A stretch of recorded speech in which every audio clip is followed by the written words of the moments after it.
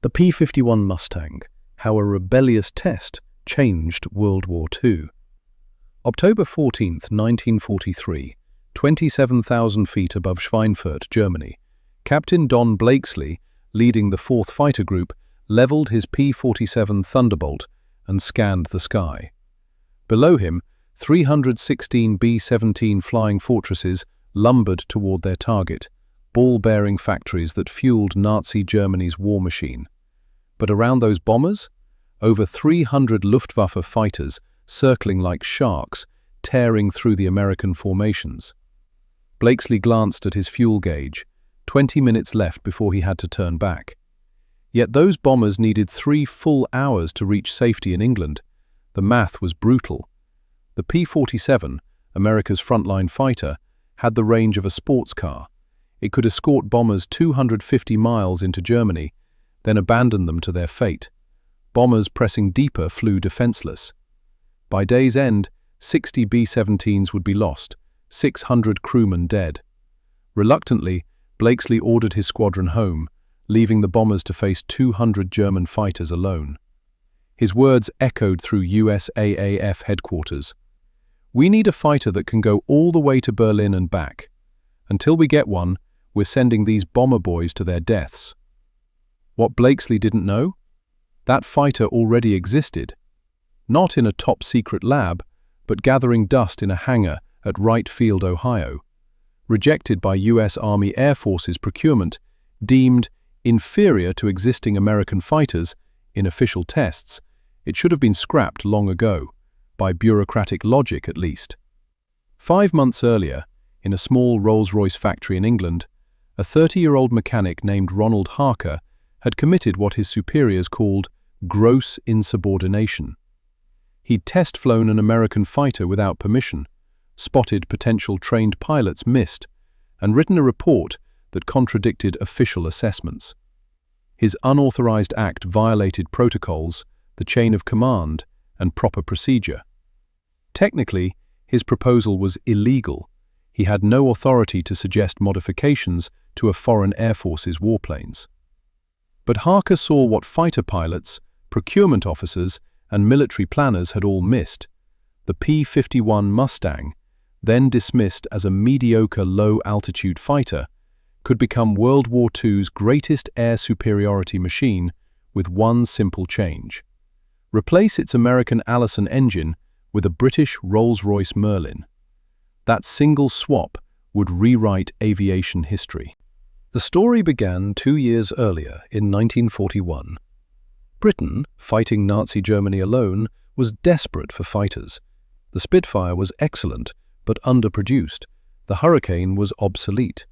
The British Purchasing Commission turned to American industry, approaching North American aviation with an urgent request. Initially, Britain asked for a license to build the Curtiss P-40 Warhawk. North Americans' response was bold, bordering on arrogant. Company President James Dutch Kindleberger told the British, in the time it would take to set up P-40 production lines, they could design and build an entirely better fighter from scratch. Skeptical but desperate, Britain gave North American 120 days to deliver a prototype. Led by Chief Engineer Edgar Schmood, the team created the NA-73, and the British named it Mustang. Its design was revolutionary, a laminar flow wing developed by NACA that drastically reduced drag, a radiator placed behind the cockpit using the Meredith effect, turning cooling into thrust instead of drag, a fuselage designed with mathematics, not guesswork, for superior aerodynamics, automotive production techniques that enabled fast mass manufacturing. The prototype first flew on October 26, 1940, 117 days after design work began, 3 days ahead of the impossible deadline.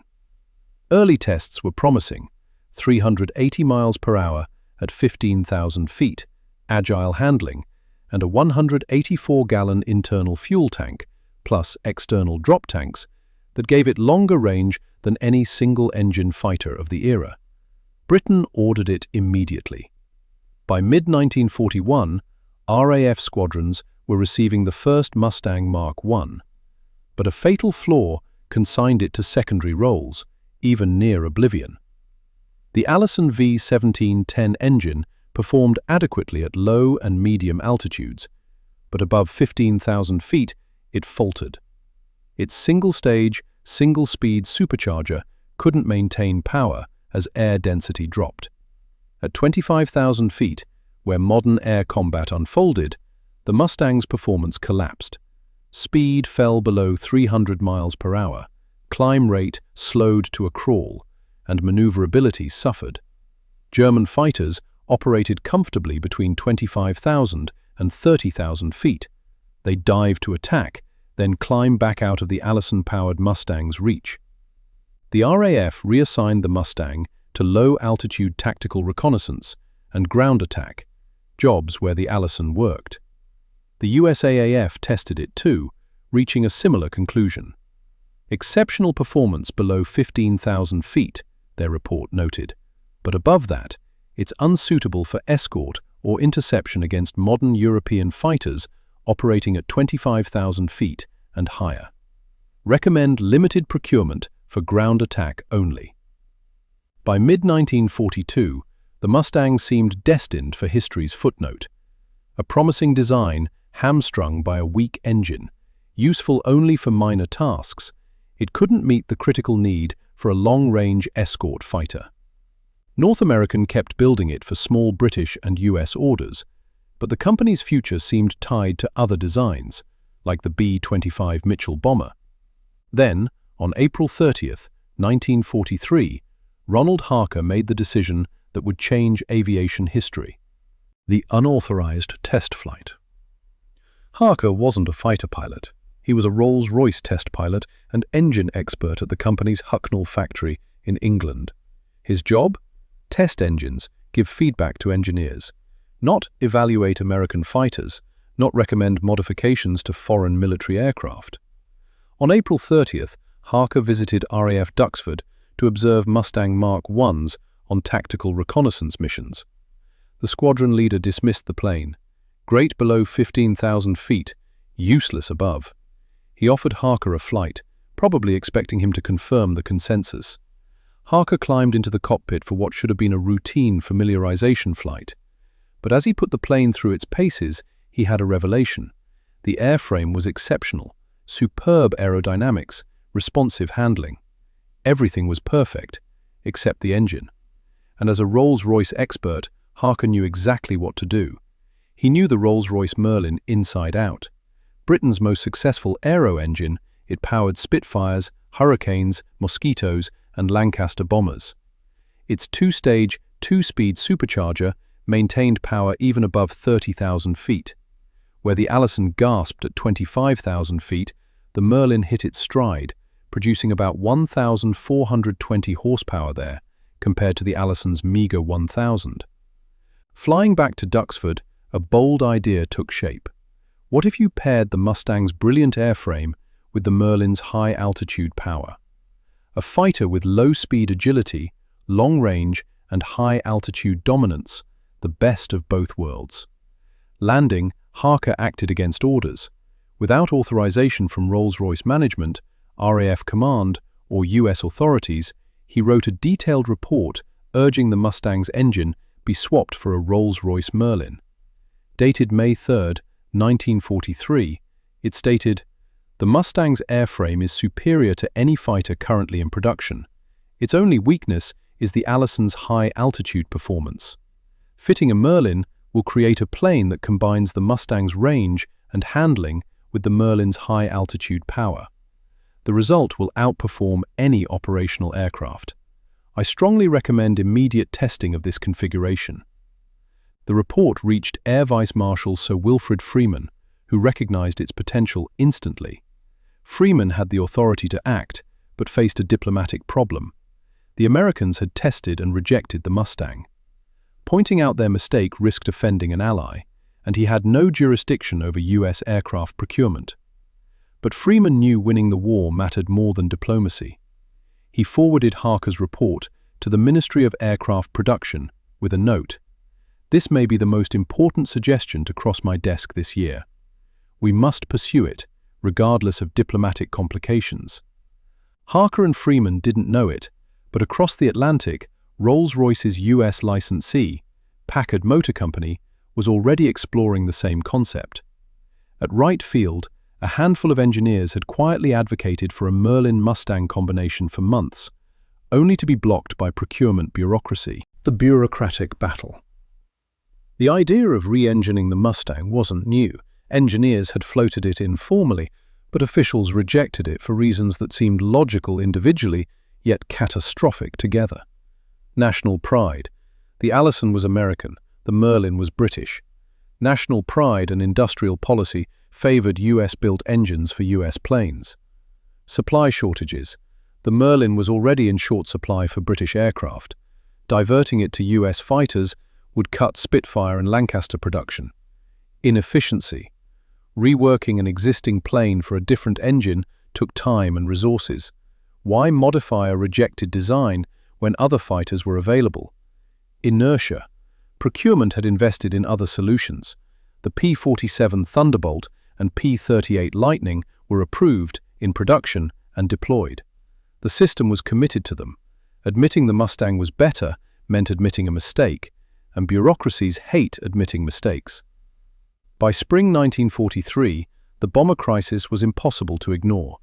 The 8th Air Force was losing bombers so fast during deep penetration raids into Germany that the mission was unsustainable.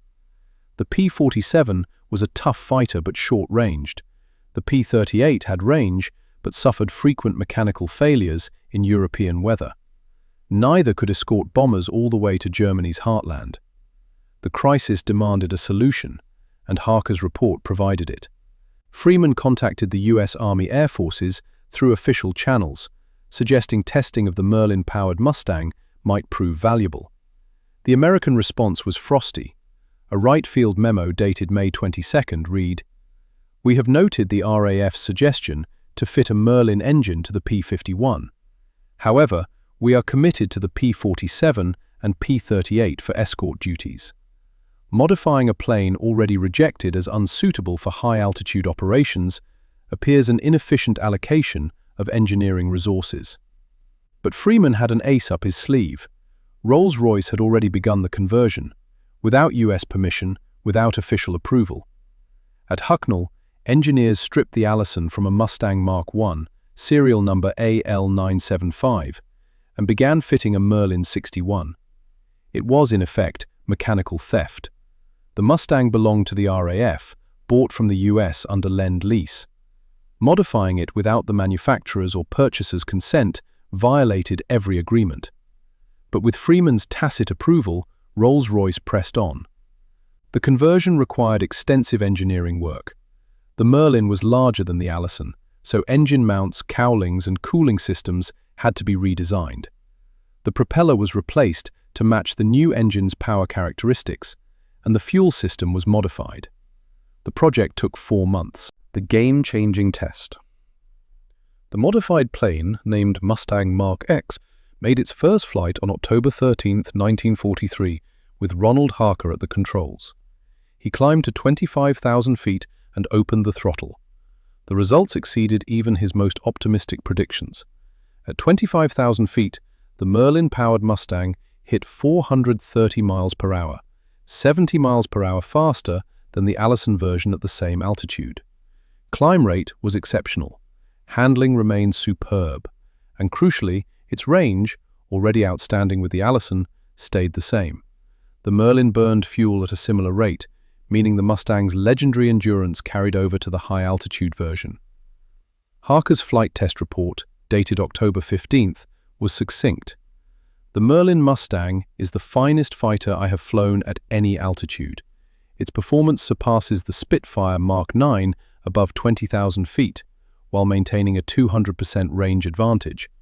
This aircraft should be put into production immediately." Within days, RAF pilots were testing the Merlin Mustang and confirming Harker's assessment. Squadron leader Michael Robinson, a combat veteran with 12 aerial victories, wrote, "I have flown Spitfires, Hurricanes, and Thunderbolts in combat. The Merlin Mustang is superior to all of them above 15,000 feet and equal below. More importantly, its range is 3 times that of the Spitfire. This is exactly the bomber escort fighter we have been waiting for. America wakes up. The British test results couldn't be ignored. By November 1943, data on the Merlin Mustang reached US commanders, and they understood its significance. Army Air Forces Chief Henry "Hap" Arnold saw performance figures that outclassed every American fighter then in service. Over 2,000 miles of range with drop tanks, 440 miles per hour at 25,000 feet, and a service ceiling of 41,000 feet. These weren't projections, they were proven in flight. Arnold acted immediately. On November 8th, he ordered North American Aviation to modify 2 P-51s with Merlin engines, conduct full performance tests, and report results directly to his office. But the Americans were already ahead of him. While Rolls-Royce worked on its unauthorized conversion in Britain, North American engineers had been collaborating with Packard, licensed to build Merlins for British aircraft. Mustang chief designer Edgar Schmood had always known the Allison was a compromise. He designed the airframe to accommodate different engines, anticipating future upgrades. In summer 1943, when Packard brought samples of their Merlin production line to North American, Schmood began modification work at once. The Packard Merlin V1650 was identical to the British version, but built to US standards with American tooling. Packard had already produced thousands for export to Britain, so using the Packard Merlin in US planes avoided the supply shortages that had initially blocked the conversion. North American modified 2 prototypes, designated NA-102 and NA-103. On November 30, 1943, company test pilot Robert Chilton flew the US-built Merlin Mustang for the first time. His report confirmed the British findings. The plane was exceptional at all altitudes, outperforming every operational or projected US fighter. Wright Field received the prototypes for official testing in early December. Engineers who'd previously rejected the Mustang now faced undeniable data. At 25,000 feet, the Merlin Mustang was 40 miles per hour faster than the P-47 Thunderbolt and 55 miles per hour faster than the P-38 Lightning. Its climb rate exceeded both above 15,000 feet. Even without drop tanks, its 850-mile range dwarfed the P-47's 475 miles and the P-38's 525 miles. The difference in escort capability was stark. The P-47 could accompany bombers 250 miles into Germany, enough to reach the Ruhr, but not Berlin. The P-38 managed 300 miles. The Merlin Mustang, designated P-51B, had a 650-mile range with internal fuel alone. With 2 75-gallon drop tanks, its combat radius extended to 800 miles. Berlin was 550 miles from Britain. The P-51B could escort bombers all the way there and back, with fuel to spare for combat. General Arnold ordered full production to begin immediately, on December 20, 1943. All available P-51 airframes would receive Merlin engines. Allison-powered production would stop, and manufacturing would scale up dramatically. North American's Inglewood, California plant would build P-51Bs. A new factory in Dallas, Texas, would produce the identical P-51C. By spring 1944, monthly production would exceed 400 aircraft. The game had changed. Dominance over Europe. The first P-51B Mustangs arrived in Britain in December 1943, assigned to the 354th Fighter Group, the Pioneer Mustang Group. Pilots transitioning from the P-47 were initially skeptical. Compared to the bulky Thunderbolt, the Mustang looked small. It had one engine instead of the P-38's two, and its 4.50 caliber machine guns seemed light next to the P-47's 8. But their first combat mission, on December 5, 1943, changed minds. Escorting bombers bound for France, the Mustangs climbed to 25,000 feet, faster than the bombers they protected.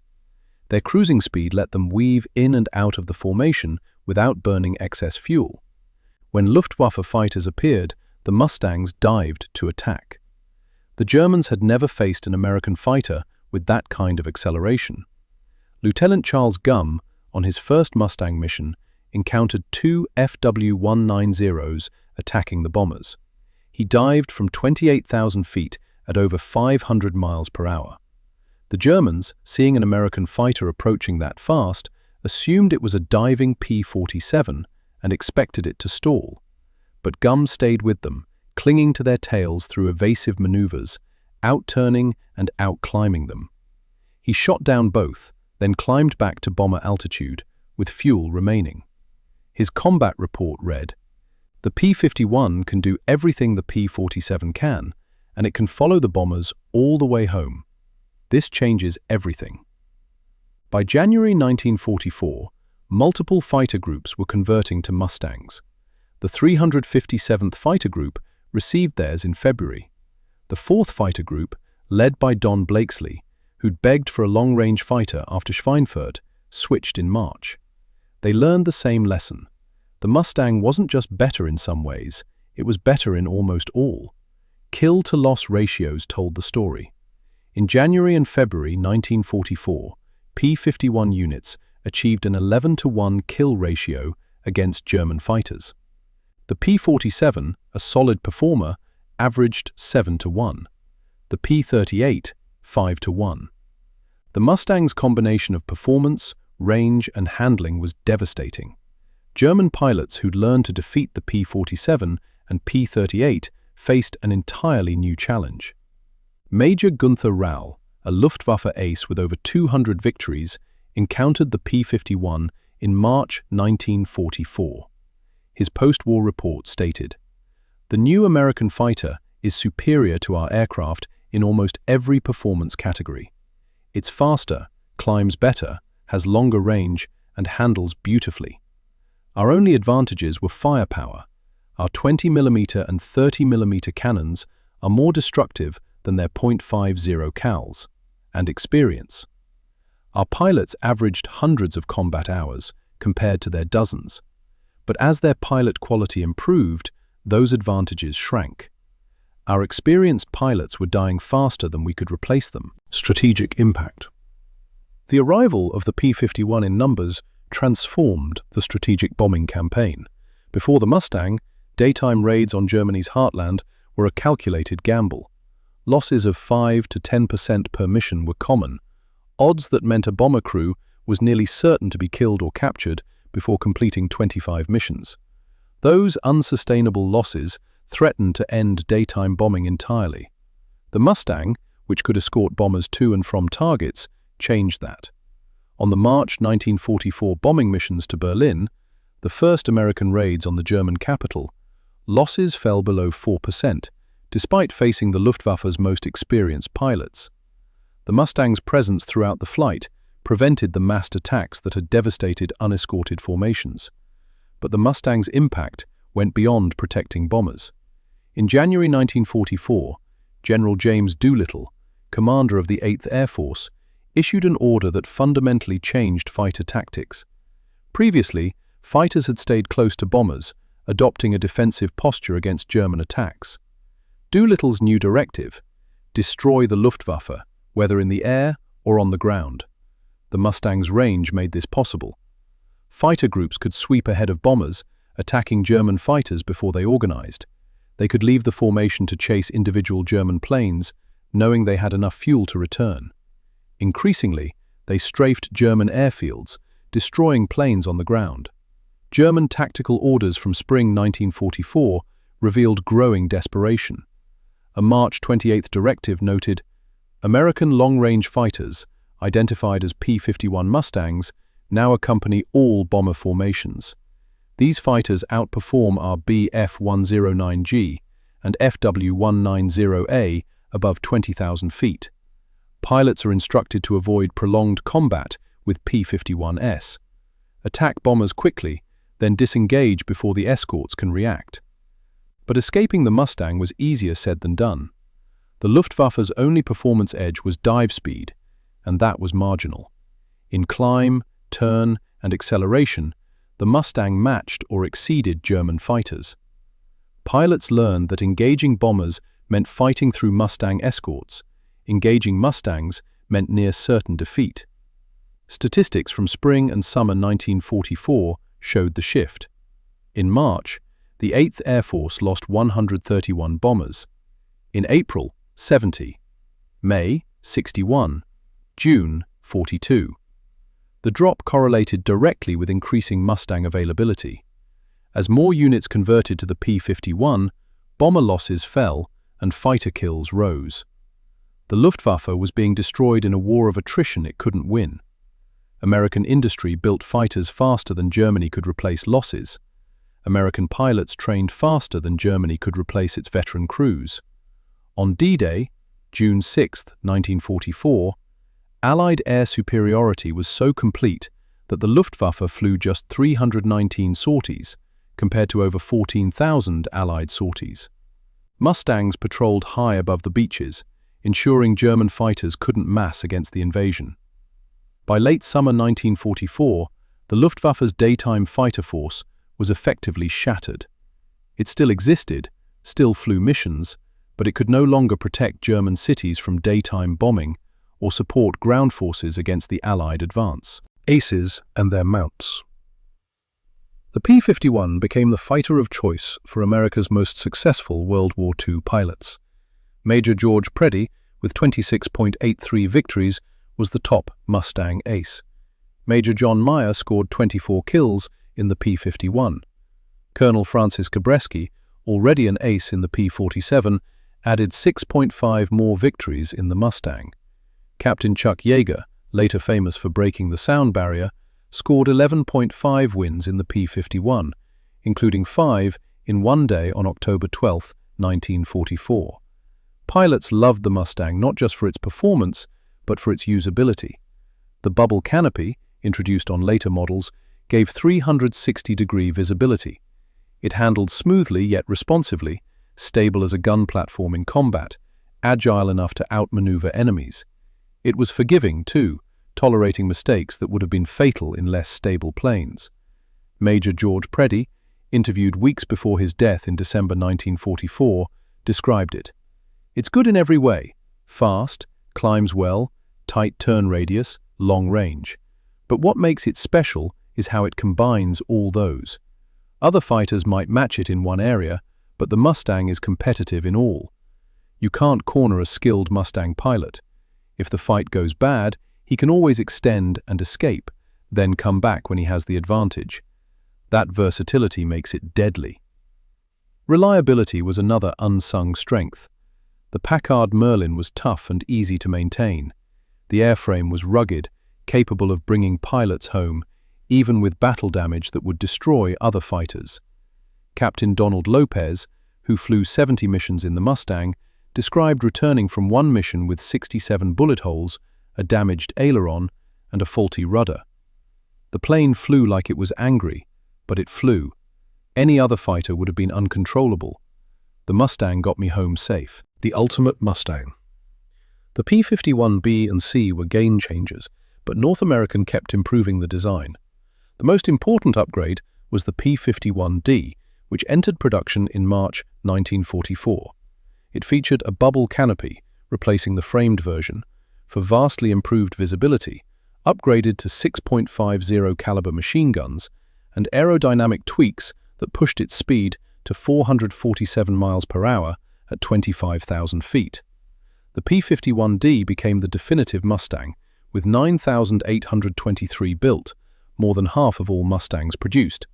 By fall 1944, it equipped most fighter groups in the 8th and 9th Air Forces, dominating the skies over Europe in the war's final months. The last major variant, the P-51H, incorporated years of combat experience, lighter with thinner wingskins and a more powerful Packard Merlin V1659, 1,900 horsepower with water injection. It reached 487 miles per hour, making it the fastest production piston engine fighter of the war. But it arrived too late, Production began in February 1945, and only 555 were built before the war ended. Most never saw combat. Even the P-51D was capable of defeating Germany's most advanced aircraft, including the Messerschmitt Me-262 jet fighter. While the Me-262 was faster in level flight and heavily armed, it was vulnerable during takeoff and landing. Mustang pilots learned to patrol German jet bases, shooting down Me-262s when they were most defenseless. The jet's speed advantage was neutralized by the Mustang's ability to destroy it on the ground or during critical flight phases, and by sheer numbers. Production and legacy. Mustang production totals reflect its success. 15,575 built across all variants, with about 8,000 being P-51Ds. At its peak in March 1945, 550 Mustangs rolled off assembly lines monthly. For comparison, total P-47 production reached 15,683, and P-38 production hit 10,037. Impressive, but the Mustang matched the P-47's output despite entering mass production 2 years later. Combat records are equally striking. P-51s destroyed 4,950 enemy aircraft in air-to-air combat, plus another 4,000 on the ground during strafing runs, nearly 9,000 total, more than any other American fighter. Its loss rate was just 16.2%, 2,520 lost out of 15,575 built, far lower than the P-47's 22.9%, 3,577 lost out of 15,683, or the P-38's 17.5%, 1,758 lost out of 10,037. The Mustang's service didn't end with World War II. It flew in the Korean War, excelling at ground attack.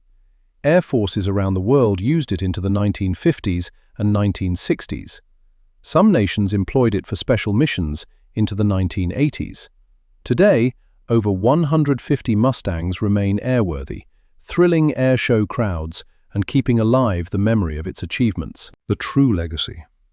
The P-51's real legacy lies in what it represents: the successful fusion of British and American technology, the critical role of long-range escort in strategic bombing, and, most of all, the power of innovation to overcome bureaucracy.